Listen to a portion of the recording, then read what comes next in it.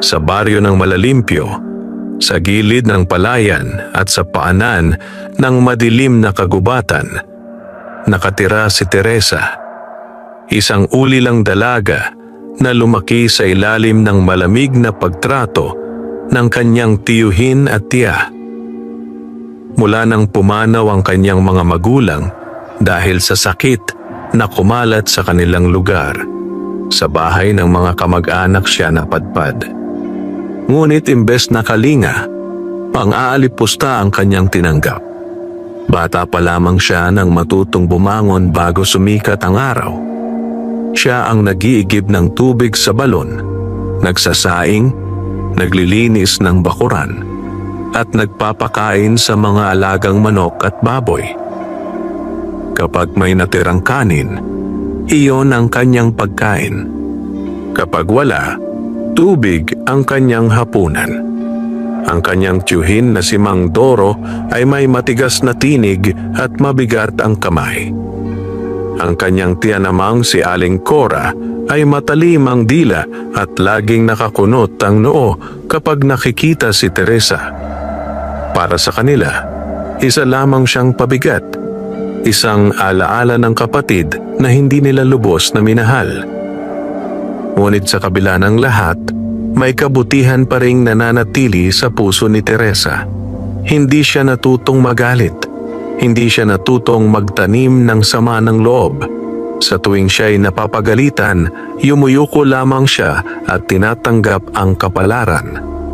Isang hapon, habang naguhugas siya ng mga lumang plato sa likod ng bahay, nadulas ang isa at nabasag sa batuhan.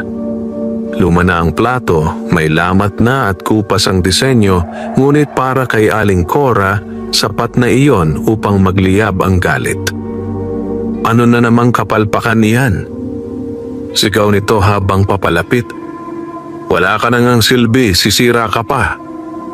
Napatayo si Teresa at nanginginig na humingi ng tawad. Ngunit hindi iyon sapat. Pagsapit ng gabi, habang umuugong ang hangin at nagsisimula ang mahinang ambon, itinulak siya palabas ng bahay. Lumayas ka, sigaw ni Mang Doro. Wala kang lugar dito kung puro kamalas. Isinara ang pinto sa kanyang harapan. Sa ilalim ng malamig na ulan, tumayo si Teresa na walang dala kundi isang lumang panyo at manipis na damit. Ang gabi ay tila mas madilim kaysa dati. Ang hangin ay malamig at tila may bulong na dala. Wala siyang ibang mapuntahan. Lumakad siya palayo sa baryo, patungo sa direksyon ng kagubatan. Doon sa dulo ng landas ay may lumang punong kawayan na madalas niyang tambayan kapag nais niyang mapag-isa. Doon siya naupo, yakap ang sarili habang ang ulan ay tuluyang lumakas. Ang patak ng ulan ay sumasayaw sa mga dahon. Ang lupa ay naging malambot at mabango. Sa kabila ng lamig, may kakaibang katahimikan sa kagubatan, parang may nakamasid. Ilang sandali pa'y may narinig siyang mahinang daing. Tulong. Napahinto siya. Hindi iyon tinig ng tao. Manipis, mahina, ngunit malinaw. Lumingin siya sa paligid. Sa pagitan ng mga ugat ng kawayan, may bahagyang gumalaw. Lumapit siya kahit ang puso niya'y kumakabog sa kaba. Sa ilalim ng isang nakalaylay na dahon, nakita niya ang isang maliit na nilalang, kasing laki ng isang dangkal. Ang balat nito'y kulay lupa. Ang buhok ay parang hibla ng tuyong damo. May sugat ito sa tagiliran, tila tinamaan ng matulis na bagay. Namumula ang paligid ng sugat at nanginginig ang maliit nitong katawan. Isang duwende. Hindi siya napasigaw. Hindi siya tumakbo. Sa halip, lumuhod siya. Sugatan ka, bulong niya. Tumingin ang nilalang sa kanya. Ang mga mata nito ay tila kumikislap kahit sa dilim. Tinugis, tinaboy, nang sakim. Mahina nitong sabi, Hindi na nagtanong si Teresa. Tinanggal niya ang kanyang panyo at marahang pinunas ang dugo sa sugat. Ang ulan ay patuloy na bumubuhos, ngunit itinabon niya ang sariling katawan upang masilungan ang maliit na nilalang. Mula sa gilid ng kawayan ay may mga dahong ginagamit niya noon bilang halamang gamot kapag siya'y nasusugatan. Pinisan niya ang mga ito at marahang idinampi sa sugat ng duwende. Napangiwi ang nilalang, ngunit hindi ito sumigaw. "Pasensya ka na," bulong niya. "Ito lang ang alam kong paraan." Sa kabila ng lamig at gutom, hindi niya iniwan ng duwende. Buong gabi siyang nanatili roon, hawak ang maliit na katawan upang hindi ito ginawin. Unti-unting humina ang ulan. Unti-unting lumiwanag ang silangan. Sa unang sinag ng araw, tila nag-iba ang hangin. Ang amoy ng lupa ay naging mas mabango. Ang mga ibon ay sabay-sabay na umawit. Naramdaman ni Teresa ang paggalaw ng duwende. "Dalaga." Mahina ngunit mas malinaw na ang tinig dito ngayon. "Bakit mo ako tinulungan?" Ngumiti siya kahit pagod. "Wala na rin naman akong uuwian. Pareho tayong itinaboy." Matagal na tinitigan siya ng duwende. Sa mga mata nito'y may kakaibang liwanag. Hindi lamang pasasalamat, kundi pagkilala. Ang pusong marunong maawa ay pusong karapat dapat pagpalain. Dahan-dahang tumayo ang duwende. Ang sugat nito ay tila nagsisimula ng maghilom. "Hintayin mo ang ulan," sabi nito. At sa isang kisap mata, naglaho ito na parang usok na tinangay ng hangin. Napatingin si Teresa sa paligid. Ang lugar ay tila mas maliwanag. Ang kawayan ay mas luntian. Ang lupa sa kanyang paanan ay tila may bahagyang kinang. Ngunit pagod na pagod siya. Humiga siya sa ilalim ng punong kawayan at pumikit habang ang umaga ay tuluyang sumikat. Hindi niya alam na ang gabing iyon ang magpapabago sa kanyang kapalaran. Nagising si Teresa sa init ng araw na sumisilip sa pagitan ng mga dahon ng kawayan. Saglit siyang natuliro, inaalala kung panaginip lamang ba ang lahat. Ang ulan, ang pagtataboy, at ang sugatang duwende. Ngunit nang igalaw niya ang kanyang kamay, naramdaman niya ang tuyong dahon at ang malamig na lupa sa kanyang palad. Hindi iyon panaginip. Dahan-dahan siyang bumangon. Ang kanyang katawan ay mabigat sa pagod at gutom, ngunit may kakaibang gaan sa kanyang dibdib. Parang may naiwan na munting liwanag mula sa gabing nagdaan. Sa tabi ng kanyang kinahigaan, may isang maliit na bagay na hindi niya napansin kagabi. Isang banga. Hindi iyon naroon bago siya pumikit. Maliit lamang ito, kulay lupa, at may ukit na tila hugis patak ng ulan sa gilid. Maingat niya itong hinawakan. Magaan ito at walang laman. Naalala niya ang huling sinabi ng duwende, "Hintayin mo ang ulan." Napatingala siya sa langit. Maliwanag ang umaga at walang bakas ng ulap. Tila walang senyales na muling uulan. Wala rin naman siyang ibang pupuntahan. Pinili niyang manatili sa ilalim ng kawayan. Nilinis niya ang paligid at inayos ang ilang tuyong dahon upang gawing mauupuan. Ang banga ay inilagay niya sa gitna ng maliit na espasyong iyon, parang isang bagay na dapat bantayan. Lumipas ang maghapon. Ang sikat ng araw ay unti-unting kumupas at napalitan ng malamig na hangin ng dapit hapon. Ang gutom ay kumalam sa kanyang sikmura, ngunit tiniis niya iyon. Pagsapit ng gabi, nagsimulang kumapal ang mga ulap. Ang hangin ay naging mas malamig. ang mga dahon ng kawayan ay nagsimulang mag-ingay sa paghampas ng hangin. At ilang sandali pa, ang unang patak ng ulan ay bumagsak sa lupa. Napatingin si Teresa sa banga. Isang patak ang tumama sa bunganga nito. Wala namang nangyari.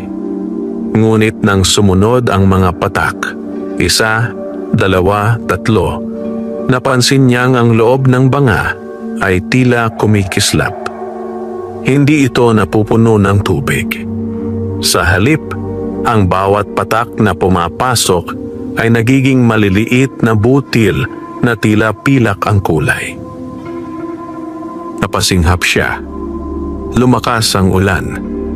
Ang banga ay unti-unting napuno, hindi ng tubig, kundi ng mga makinang butil na parang pinong perlas o pilak na buhangin. Nang huminto ang ulan, tumigil din ang pagdami ng laman ng banga. Lumapit siya at marahang kumuha ng isang butil. Sa kanyang palad, ang pilak na butil ay unti-unting tumigas at naging isang maliit na baryang kumikislap sa liwanag ng buwan. Napaupo siya sa gulat. Hindi siya agad natuwa. Hindi siya agad naniwala. Maingat niyang ibinalik ang barya sa banga at tinakpan ito ng tuyong dahon. Kinabukasan, dala ang maliit na banga, bumalik siya sa gilid ng baryo. Hindi siya dumaan sa tapat ng bahay ng kanyang tiyuhin. Dumiretso siya sa maliit na tindahan sa kabilang dulo ng kalsada. "May maitutulong po ba ako?" tanong ng tinderang si Aling Pina nang makita ang payat at maruming dalaga. "Pwede po bang ipapalit ito?" Mahinang tanong ni Teresa, sabay abot ng isang pilak na butil na muli niyang kinuha mula sa banga. Tiningnan iyon ng tindera. Kumunot ang noon nito. "Saan mo nakuha ito?" "Napulot ko lang po," sagot niya. Hindi kayang ipaliwanag ang hiwaga. Sinuri iyon ng tindera, kinagat pa nga upang matiyak. Nang makitang tunay na pilak, napalunok ito. "Marami ka pa ba nito?" Hindi siya sumagot agad. Sa halip, ibinaba niya ang tingin. "Isa lang po muna." Tinanggap ng tindera ang pilak kapalit ng ilang tinapay at kaunting bigas. Hindi iyon ganoon kalaking halaga, ngunit sapat na upang mapawi ang kanyang gutom sa araw na iyon. Bumalik siya sa kawayan. Muling umulan kinagabihan. At muli, napuno ang banga ng mga pilak na butil. Ilang gabi ang lumipas na ganoon ang nangyari. Tuwing uulan, napupuno ang banga. Tuwing titigil, titigil din ang biyaya. Hindi niya inubos ang laman nito. Hindi rin siya nagmadali. Unti-unti niyang ipinagpapalit ang ilang butil upang makabili ng pagkain at simpleng damit. Sa paglipas ng mga linggo, nakapag-ipon siya ng sapat upang umupa ng maliit na kubo sa gilid ng palayan. Hindi na siya natutulog sa ilalim ng kawayan, ngunit hindi niya ito iniwan. Doon pa rin niya inilalagay ang banga tuwing may paparating na ulan. Ang dating ulilang dalaga na itinaboy sa gabi ay unti-unting nagkaroon ng sariling simula. Ngunit sa baryo, mabilis kumalat ang bulong. Paano siya nagkaroon ng pera? May nakita raw siyang kayamanan. Baka may itinatago. Umabot sa pandinig ni Mang Doro at Aling Cora ang mga usapan.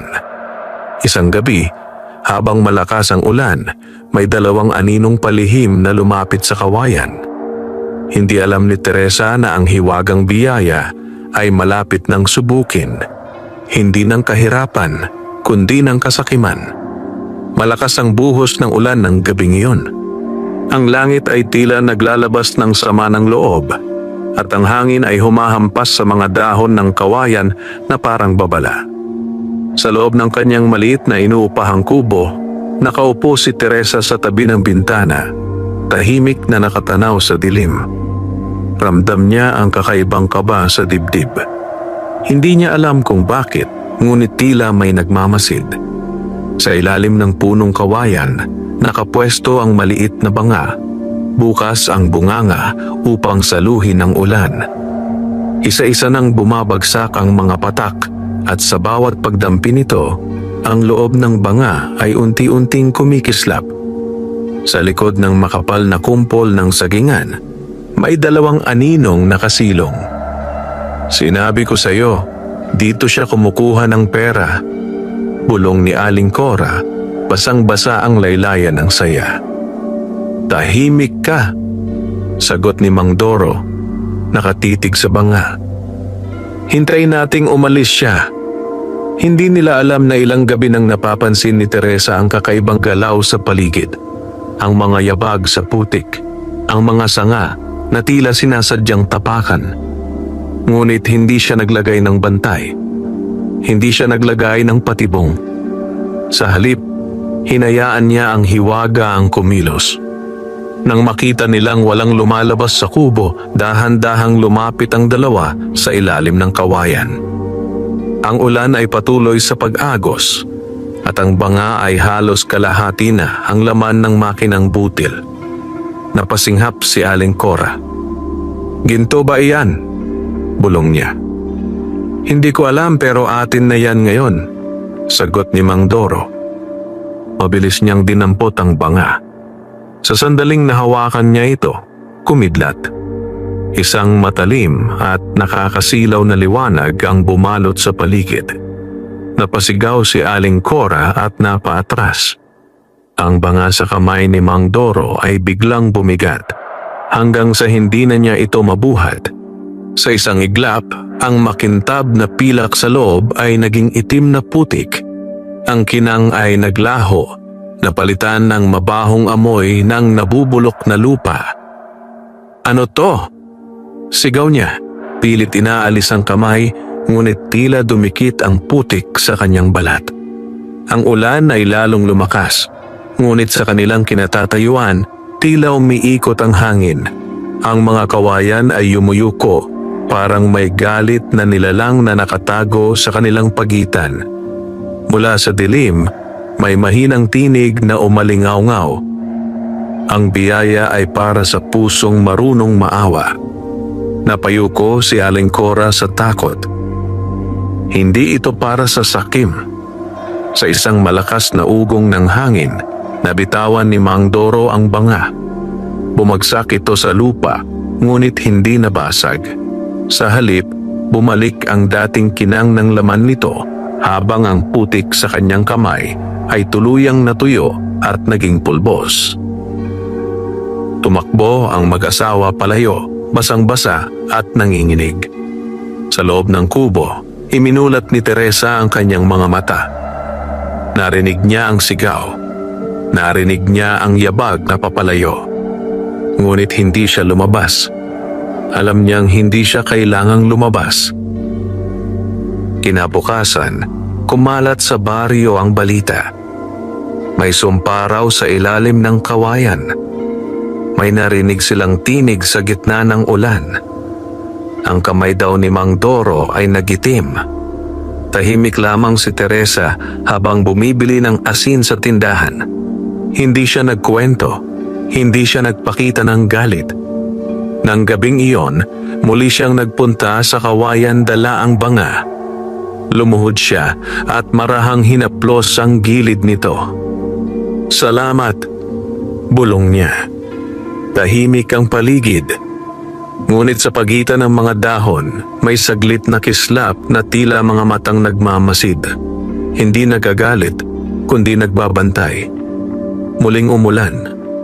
At muling napuno ang banga ng pilak na biyaya. Ngunit sa puso ni Teresa, may umuusbong na tanong. Hanggang kailan siya aasa sa ulan? At ano pa ang kapalit ng hiwagang ito? Lumipas ang mga linggo na tila mas banayad ang ihip ng hangin para kay Teresa. Ang kanyang maliit na kubo sa gilid ng palayan ay naging maayos at malinis. May banig na siya. May 2 palayok. at isang maliit na ilawan na nagbibigay liwanag tuwing gabi. Ngunit hindi niya kinalimutan ang kawayan. Tuwing makikita niyang kumakapal ang ulap sa hapon, dinadala niya ang banga sa ilalim ng punong iyon. Tahimik siyang naghihintay habang ang unang patak ng ulan ay bumabagsak. At sa bawat patak ay muli niyang nasasaksihan ang pag-usbong ng pilak na biyaya. Hindi niya ito ginasta sa luho. Hindi siya bumili ng mamahaling damit. Hindi siya nagpasikat sa baryo. Sa halip, inipon niya ang karamihan at ginamit lamang ang sapat para sa pangangailangan.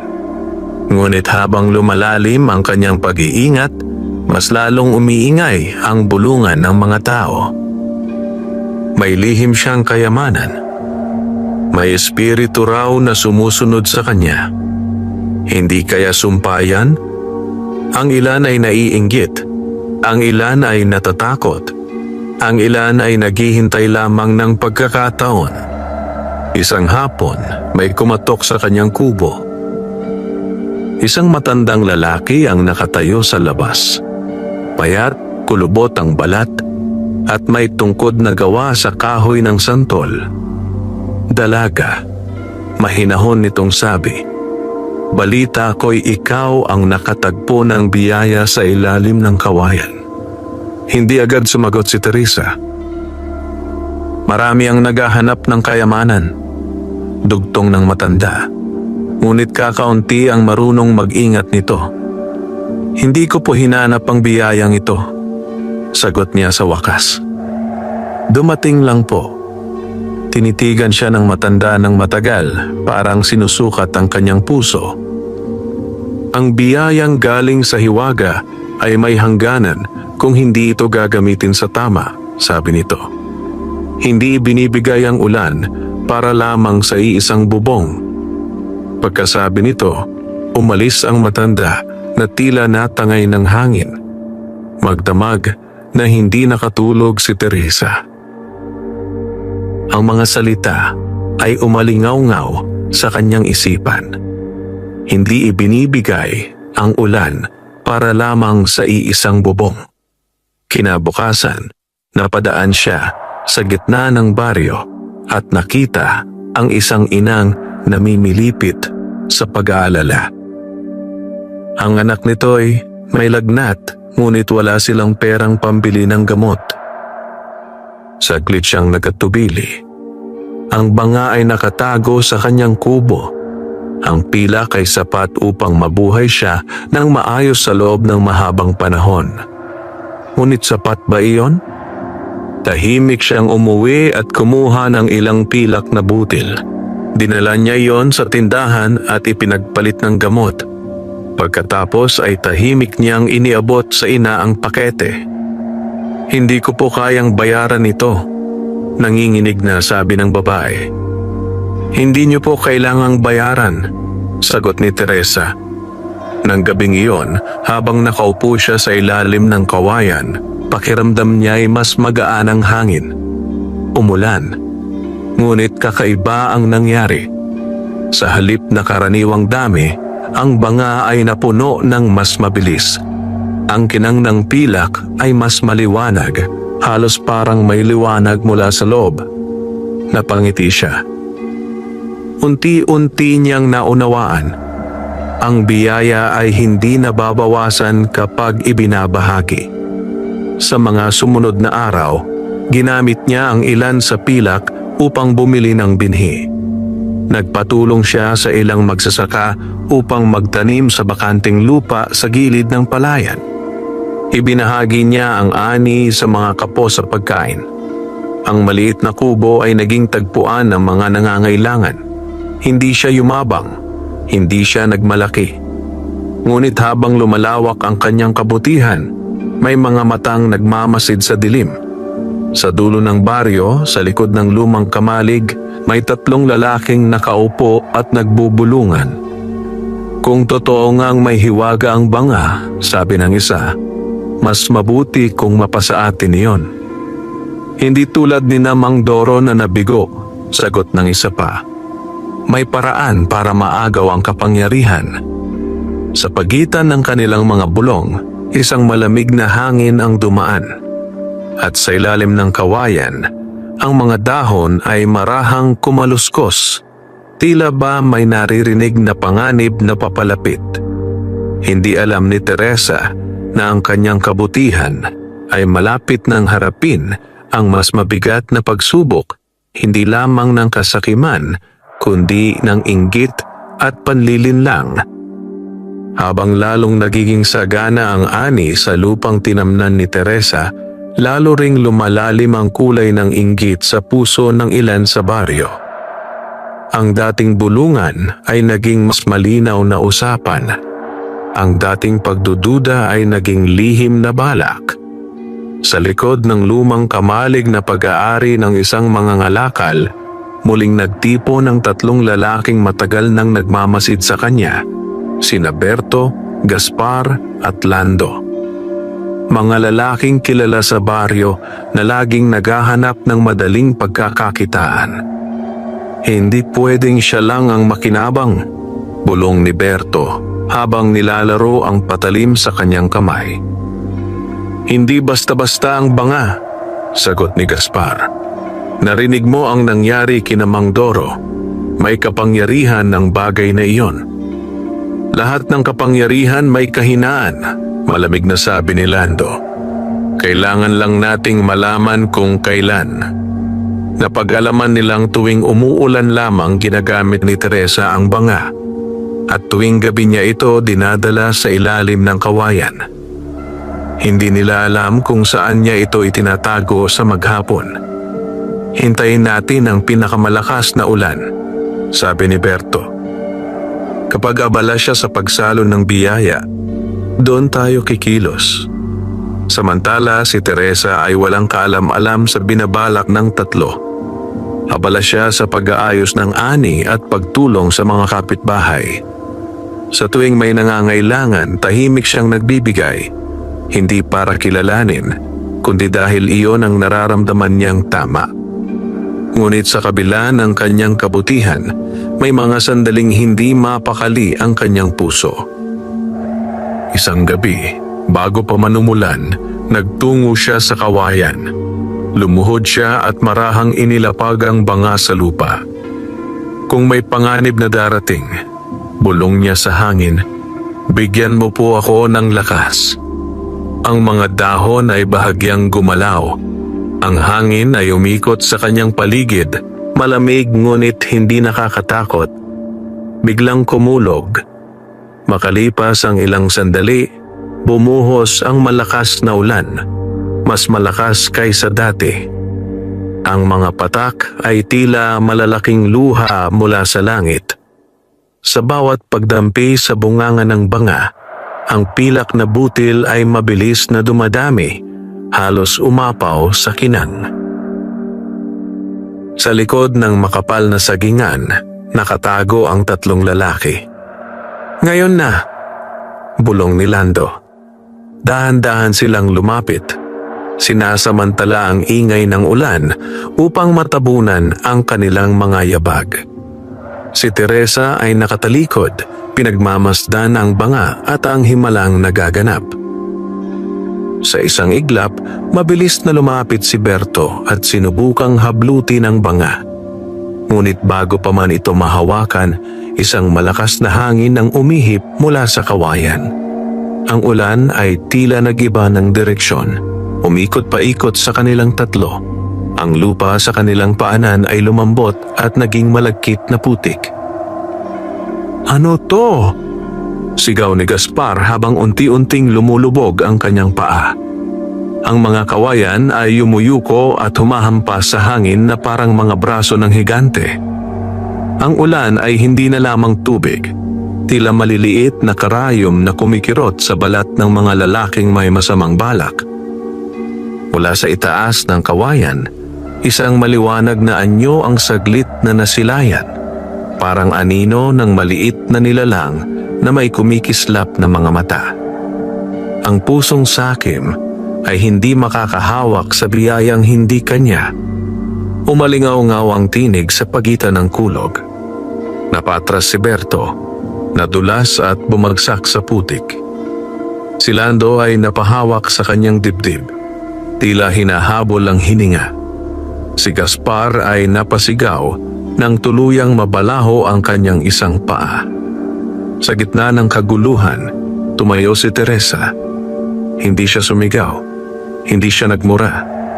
Sa halip, tinitigan niya ang tatlong lalaki na ngayon ay basang-basa at nanginginig. Hindi ko ito ipinagdadamot, mahina ngunit matatag niyang sabi. Ngunit hindi ito ibinibigay sa pamamagitan ng pagnanakaw. Unti-unting humupa ang hangin. Ang ulan ay bumalik sa karaniwang daloy nito. Ang putik ay tumigas, pinakawalan ng mga paa ng tatlo. Nanginginig silang tumayo, puno ng takot ang kanilang mga mata.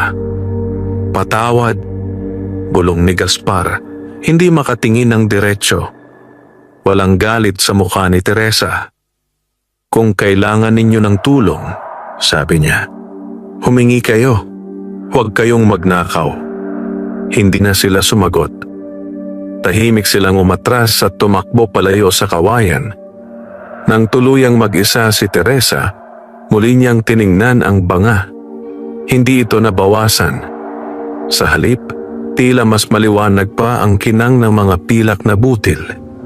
Sa kanyang puso may malinaw na pagkaunawa. Ang hiwaga ay hindi lamang nagbibigay ng yaman. Pinoprotektahan din nito ang kabutihan. Ngunit habang pinagmamasdan niya ang ulan, alam niyang hindi pa tapos ang kanyang pagsubok. May mas malalim na layunin ang biyayang ito at marahil may mas malaking dahilan kung bakit siya ang pinili ng duwende. Pagkaraan ng gabing hinarap niya ang tatlong lalaki, tila naging mas tahimik ang baryo. Ang mga bulong ay napalitan ng pag-iingat. Ang mga matang dati puno ng pagdududa ay ngayon ay may halong takot at paggalang. Ngunit sa puso ni Teresa, hindi iyon tagumpay. Sa halip, may bumibigat na pakiramdam, parang may darating pa ang mas malalim na pagsubok. Kinagabihan, matapos niyang iligpit ang banga at tiyaking ligtas ito sa loob ng kanyang kubo, siya ay nahiga sa banig. Ang ulan ay wala sa gabing iyon, ngunit ang hangin ay malamig at may dalang kakaibang amoy ng basang lupa. Doon siya na naginip. Nakita niya ang punong kawayan, ngunit hindi tulad ng dati. Ang mga dahon nito ay kumikislap na tila pilak. Sa gitna ng liwanag ay nakatayo ang duwendeng minsan niyang tinulungan, ngunit ngayon ay wala na ang sugat nito. Ang katawan nito ay tila gawa sa liwanag at lupa, at ang mga mata ay may lalim na parang sinaunang kagubatan.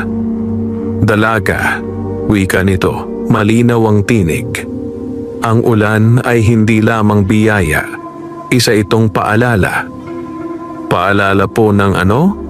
Tanong niya sa panaginip. Na ang lupa ay may pusong marunong tumimbang. Nagbago ang paligid. Ang palayan ng baryo ay naging tuyot. Ang mga dahon ay nalanta. Ang mga tao ay naglalakad na may lungkot sa muka. Darating ang panahong susubukin ang lahat, sabi ng duwende. Kapag tumigil ang ulan, ano ang mananatili sa iyong puso? Nagising si Teresa na basang-basa ng pawis. Tahimik ang gabi. Ngunit ang kanyang dibdib ay mabilis ang tibok. Lumipas ang ilang araw na walang ulan. Ang lupa ay nagsimulang magbitak. Ang mga magsasaka ay nag-aalala sa kanilang tanim. Ang mga bata ay naglalaro sa alikabok imbes na sa basang damuhan. Kung hindi uulan sa loob ng 1 linggo, malulugi tayo, bulong ng mga magsasaka sa gitna ng baryo. Narinig iyon ni Teresa habang bumibili ng asin at langis. Tahimik siyang umuwi. Sa kanyang kubo, tiningnan niya ang banga. May natira pa itong pilak, sapat upang mabuhay siya ng maayos sa loob ng maraming buwan. Ngunit kung tumigil ang ulan, kung hindi na ito muling mapuno, Naalala niya ang panaginip. Hindi ibinibigay ang ulan para lamang sa iisang bubong. Kinabukasan, nagpasya siya. Tinala niya ang ilan sa pilak at ipinagpalit ng sako-sakong bigas at ilang timba ng tubig mula sa karatig bayan na may balon. Nagpatulong siya sa ilang kabataang lalaki upang ipamahagi iyon sa mga pamilyang higit na nangangailangan. "Bakit mo ginagawa ito?" tanong ng isang matandang babae. "Dahil kaya ko pa," sagot niya. Habang lumilipas ang mga araw na walang ulan, unti-unting nababawasan ang laman ng banga. Sa bawat pagkuha niya ng pilak, may kaunting kaba sa kanyang puso. Ngunit hindi siya tumigil. Sa ikapitong araw ng tagtuyot, halos kalahati na lamang ang laman ng banga. Ang lupa ay mas tuyo. Ang hangin ay mas mainit. Sa ilalim ng kawayan, lumuhod siya at inilapag ang banga kahit walang patak ng ulan. "Kung ito na po ang hangganan," bulong niya, "salamat pa rin." Tahimik ang paligid. Ngunit maya-maya, may marahang paggalaw sa pagitan ng mga ugat ng kawayan.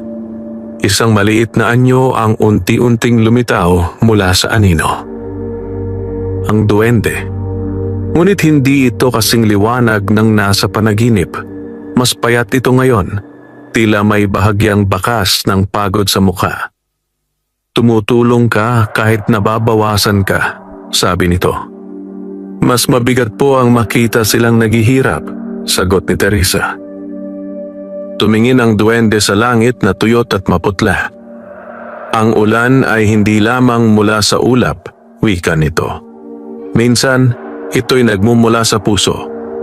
Sa sandaling iyon, isang malamig na ihip ng hangin ang dumaan sa kawayan.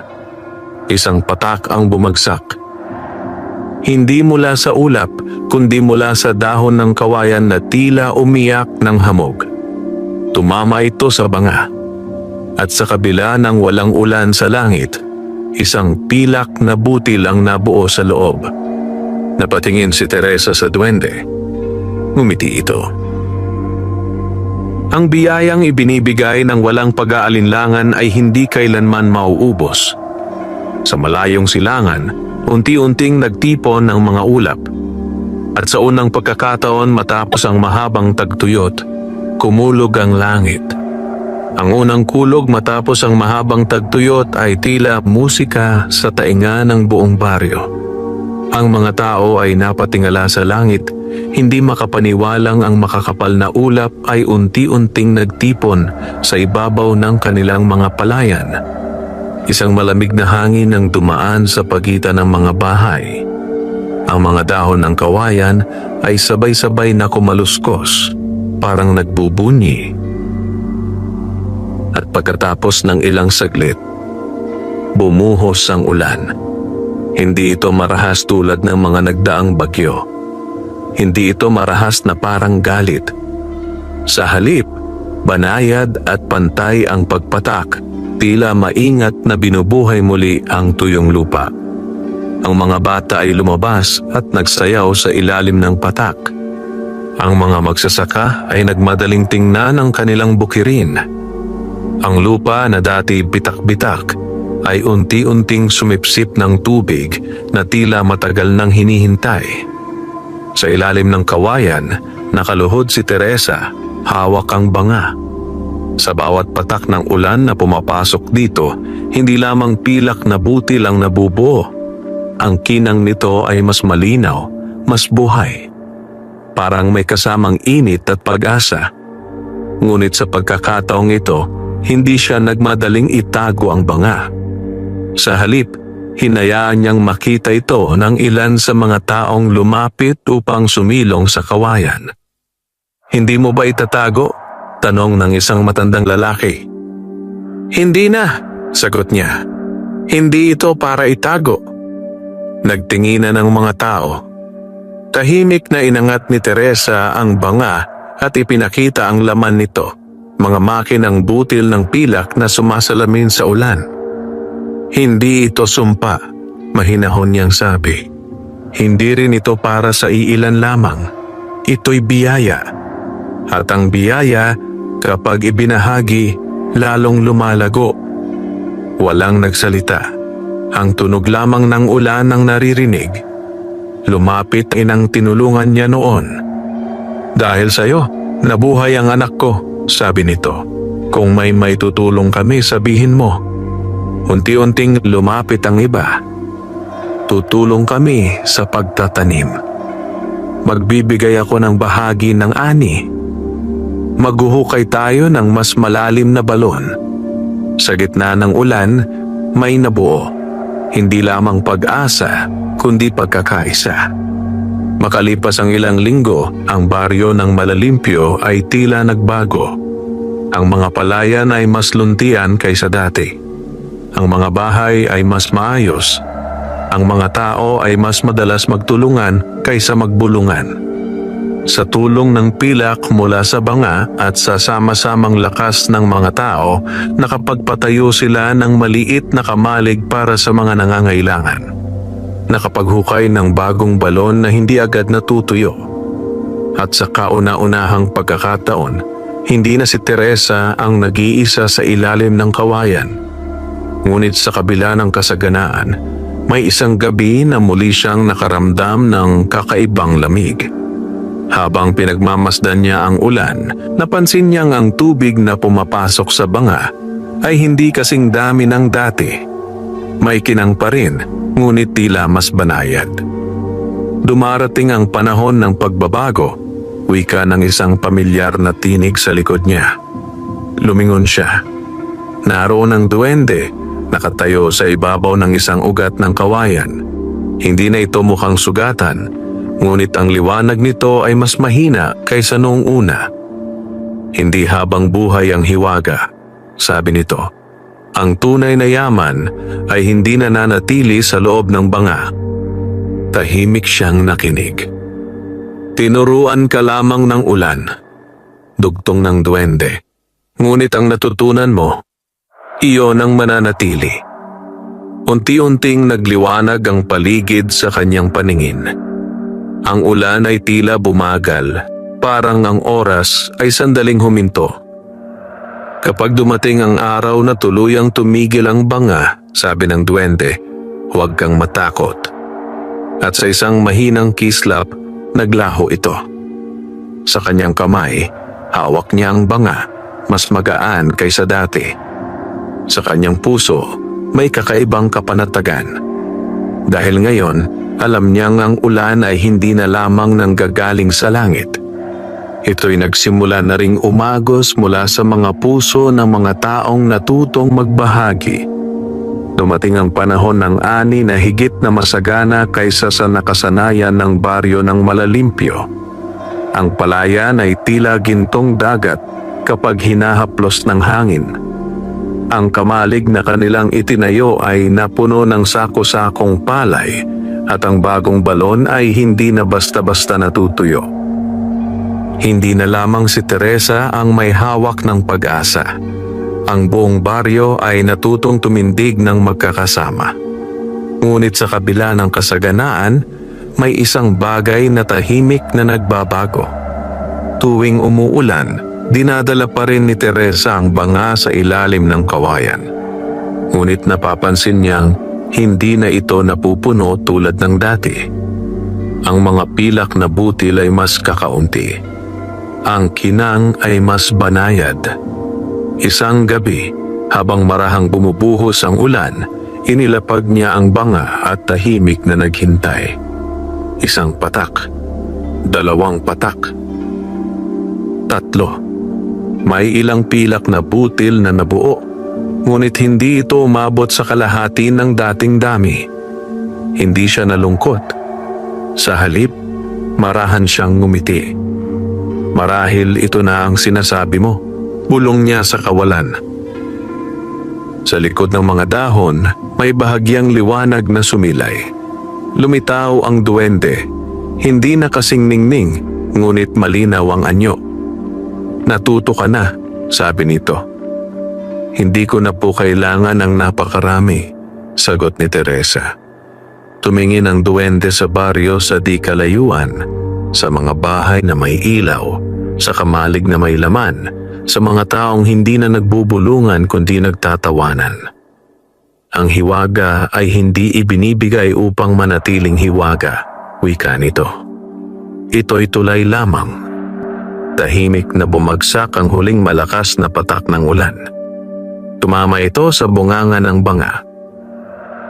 At sa sandaling iyon, nabuo ang isang pilak na butil na mas maliwanag kaysa sa lahat ng nauna. Hindi ito tulad ng iba. Mas buo ang hugis, mas malinaw ang kinang, tila may sariling liwanag. Napatingin si Teresa sa duwende. Iyan ang huling patak, sabi nito. Pagkatapos nito, hindi na mapupuno ang banga. Walang panghihinayang sa kanyang mukha. Salamat, bulong niya. Hindi kami ang dapat mong pasalamatan, sagot ng duwende. Ikaw ang nagturo sa ulan kung saan ito dapat bumuhos. Unti-unting naglaho ang liwanag ng maliit na nilalang hanggang sa ang natira na lamang ay ang mahinang paggalaw ng mga dahon ng kawayan. Natapos ang ulan. Tahimik ang gabi. Tinignan ni Teresa ang banga. Sa loob nito ay ang nag-iisang makinang butil, ang huling biyaya ng hiwaga. Maingat niya itong kinuha at inilagay sa kanyang palad. Sa kanyang paghawak, hindi ito naging barya. Sa halip, nagliwanag ito at dahan-dahang nahati sa maliliit na sinag na tila alikabok ng bituin. Lumutang ang mga iyon sa hangin at naglakbay patungo sa baryo. Pumasok sa mga bubong, sa mga palayan, sa balon. Parang pinagpala ang bawat sulok. Naiwan sa kanyang kamay ang isang simpleng butil ng palay. Ginintuang payak, walang kinang ng pilak. Napangiti siya. Kinabukasan, itinanim niya ang butil na iyon sa tabi ng kawayan. Hindi na niya dinala ang banga sa ilalim ng ulan. Sa halip, inilagay niya ito sa loob ng kanyang kubo bilang alaala, hindi ng yaman, kundi ng aral. At habang lumilipas ang mga araw, ang butil na itinanim niya ay sumibol ng mas mabilis kaysa sa iba. Lumaki ito, namulaklak, at namunga ng sagana. Hindi na mula sa hiwaga ang kanyang kasaganaan, kundi mula sa lupang inalagaan, sa mga taong tinulungan at sa pusong hindi natutong magdamot. Ngunit sa bawat pag-ulan, kapag kumakaluskos ang kawayan sa malamig na hangin, tila may mahinang tinig pa ring bumubulong. Na ang tunay na biyaya ay hindi kailanman nauubos kapag ito'y nagmumula sa kabutihan. Lumipas ang mga buwan matapos ang huling patak ng ulan na pumuno sa banga. Hindi na muling nagliwanag ang loob nito at hindi na rin umasa si Teresa na mangyayari pa iyon. Ang banga ay nanatiling tahimik sa sulok ng kanyang kubo, isang paalala ng nakaraan, hindi ng pangangailangan. Sa tabi ng kawayan, ang itinanim niyang ginintuang butil ng palay ay hindi lamang sumibol. Ito'y naging kakaiba sa lahat ng pananim sa paligid. Mas matibay ang tangkay nito. Mas makintab ang dahon. At nang ito'y mamunga, ang mga butil ay mas buo at mas mabigat kaysa sa karaniwang ani. Napansin ito ng mga magsasaka. Anong binhi iyan? Tanong ni Mang Lito habang pinagmamasdan ng punla. Isang regalong itinanim ko, sagot ni Teresa na may ngiti. Hindi niya itinago ang punla. Sa halip, hinintay niyang mahinog ang mga butil nito at ipinamahagi niya ang ilan sa mga kapitbahay. Subukan ninyo, sabi niya. Itanim natin ng sabay-sabay. Hindi lahat ay naniwala agad, ngunit ang ilan ay sumubok. At nang sumapit ang panahon ng pag-aani, ang mga palay na mula sa punlang iyon ay mas sagana. Mas matibay sa hangin. Mas hindi agad tinatabla ng peste. Unti-unting kumalat ang binhi sa buong baryo. Hindi na nila kailangang umasa sa hiwaga ng pilak. Ang lupa mismo ang naging sagana. Ngunit sa pagdating ng kasaganaan, may dumating na panibagong pagsubok. Isang araw, may dumating na mga dayuhan mula sa kabilang bayan. Mga mangangalakal na nakarinig ng balita tungkol sa pambihirang ani ng Malalimpyo. "Bibilin namin ang lahat ng binhi ninyo," sabi ng pinuno ng grupo. "Sa halagang hindi ninyo matatanggihan. Malaki ang alok. Mas malaki kaysa sa kinita ng baryo sa nakaraang taon." Nagtipon ang mga tao upang pag-usapan ito. Ang ilan ay natukso. "Kung ibebenta natin, yayaman tayo agad," sabi ng isang magsasaka. "Makakabili tayo ng bagong kagamitan," dugtong ng isa pa. Tahimik si Teresa habang nakikinig. Alam niyang ang binhing iyon ay hindi basta pananim. Ito'y bunga ng aral at kabutihang ibinahagi. Kung ibebenta nila ang lahat, ano ang matitira sa baryo? Tumayo siya. "Kung ibibigay natin ang lahat," mahinahon niyang sabi, "ano ang itatanim natin sa susunod na taon?" Natahimik ang lahat. Ang yaman na mabilis makuha ay mabilis ding maubos, dugtong niya. Mas mabuting itanim natin ito sa mas marami pang lupa kaysa ipagbili ng minsanan. Nagtinginan ang mga tao. Sa huli, nagpasya silang huwag ibenta ang lahat. Nagbigay sila ng kaunting bahagi sa mga mangangalakal, sapat upang magkaroon ng dagdag na puhunan ng baryo. Ngunit itinabi ang karamihan upang patuloy na itanim at palaganapin. Umalis ang mga mangangalakal na hindi ganap na nasiyahan, ngunit walang magawa. Nang gabing iyon, muling nagtungo si Teresa sa ilalim ng kawayan. Tahimik ang paligid, walang hiwaga, walang liwanag. Ngunit sa kanyang puso, may kakaibang kapayapaan. Hindi na siya ang ulilang dalagang pinalayas sa ulan. Hindi na rin siya ang nag-iisang tagapangalaga ng isang mahiwagang banga. Isa na siyang bahagi ng isang baryong natutong magkaisa. Sa mahinang ihip ng hangin, kumaluskos ang mga dahon ng kawayan, parang isang mahinang palakpak. At sa sandaling iyon, naunawaan niya. Ang tunay na yaman ay hindi nakikita sa kinang ng pilak. Ito'y nakikita sa mga kamay na sabay-sabay nagtatanim at sa mga pusong natutong magtiwala sa isa't isa. Maraming taon ang lumipas mula nang unang bumagsak ang mahiwagang ulan sa ilalim ng punong kawayan. Ang baryo ng Malalimpyo ay hindi na tulad ng dati. Ang dating tuyong palayan ay naging malawak at masagana. Ang kamalig ay hindi na kailanman naranasang maging walang laman. Ang balon ay patuloy na nagbibigay ng malinaw at malamig na tubig kahit sa panahon ng tag-init.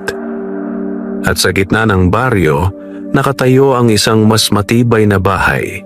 Hindi marangya, ngunit matatag. Doon nakatira si Teresa. Hindi siya naghangad ng malaking mansyon. Hindi siya nag-ipon ng alahas.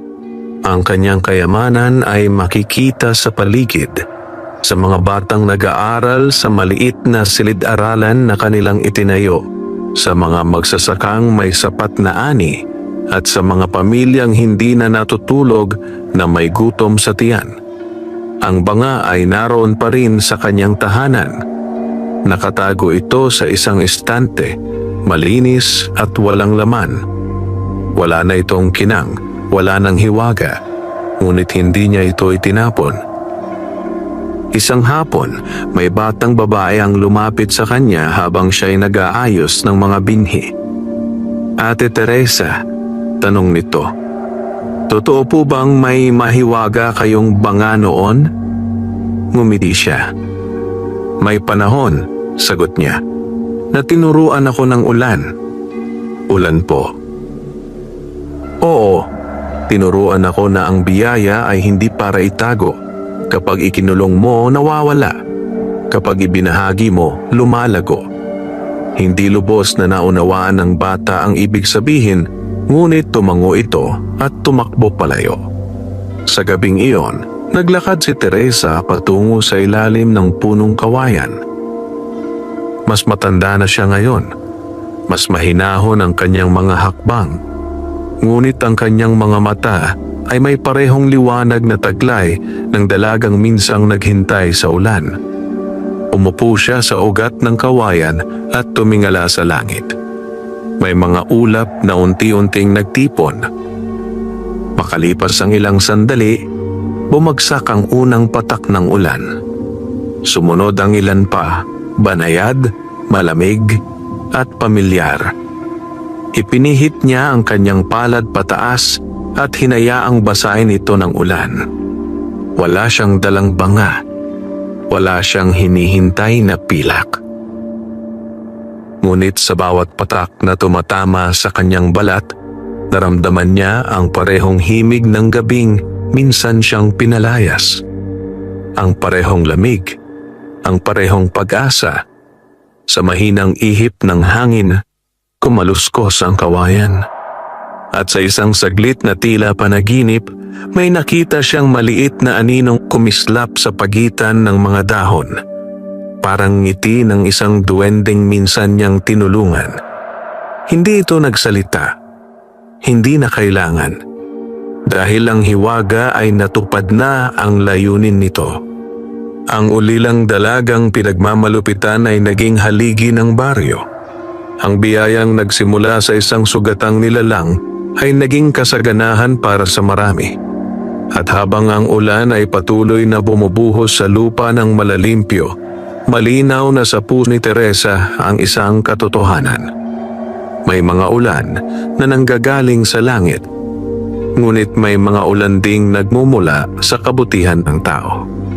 At ang ganitong ulan, kailanman ay hindi nauubos. Wakas.